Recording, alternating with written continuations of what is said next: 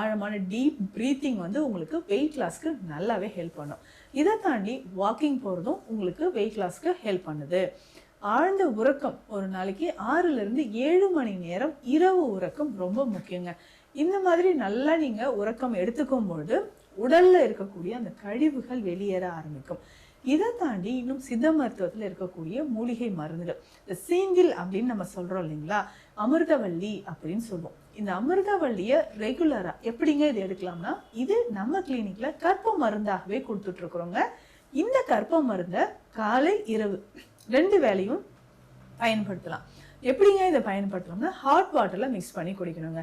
இந்த அமிர்தவள்ளி கற்பத்தை காலை இரவு 2 வேளையும் ஹாட் வாட்டரில் உணவு எடுக்கிறதுக்கு முன்னாடி இந்த மாதிரி ரெகுலராக நீங்கள் இந்த பயிற்சிகளோ இல்லை இந்த உணவு முறைகளோ நம்ம ஃபாலோ பண்ணணும். இப்போ வெயிட் லாஸ் அப்படின்னு சொல்லும்பொழுது நம்ம என்ன நினைக்கிறோம், சாப்பிடாம இருந்தால் வெயிட் நல்லா குறைஞ்சிரும், ஹெல்த்தியான ஃபுட் நிறைய நம்ம சாப்பிட்றதே கிடையாது. ஸோ இது எல்லாமே நம்ம ரெகுலராக சில விஷயங்களை ஃபாலோ பண்ணணும். இந்த உணவுகளை நேரத்துக்கு ஏற்ற மாதிரி கரெக்டாக சாப்பிட்டுட்டு வாங்க. கட்டாயமாக உங்களுக்கு வெயிட் லாஸ் ஆகும்.